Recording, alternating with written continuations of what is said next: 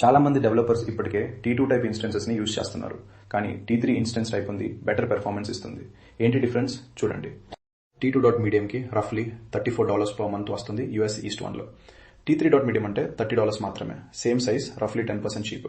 Plus T3 లో default గా unlimited CPU bursting ఉంటుంది, T2 లో లేదు. ప్రైసెస్ రీజన్ ని బట్టి చేంజ్ అవుతుంది. ఎగ్జాంపుల్ M6A ఇన్స్టెన్స్ టైప్ ముంబైలో చాలా చీప్, అదే నార్త్ వర్జీనియాలో కాస్ట్లీ. మైగ్రేషన్ చాలా ఈజీ. ఇన్స్టెన్స్ స్టాప్ చేసి ఇన్స్టెన్స్ టైప్ T3 కి చేంజ్ చేసి స్టార్ట్ చేయండి. డౌన్ టైం యూజువల్లీ 3 నుండి 5 minutes ఉంటుంది. డేటా లాస్ అవ్వదు. ఇక్కడ బర్స్టేబుల్ ఇన్స్టెన్సెస్ అంటే మీరు T2 సర్వర్ లాంచ్ చేసినప్పుడు మీకు 100% CPU ఇవ్వరు, బేస్ లైన్ పర్సెంటేజ్ మాత్రమే ఇస్తారు. మీ యూసేజ్ ఆ బేస్ లైన్ లోపు ఉంటాయి, అది క్రెడిట్స్ గా కన్వర్ట్ అవుతుంది. ఎప్పుడైనా బేస్ లైన్ కంటే ఎక్కువ CPU రిక్వైర్మెంట్ వస్తే ఆ క్రెడిట్స్ యూజ్ అవుతుంది.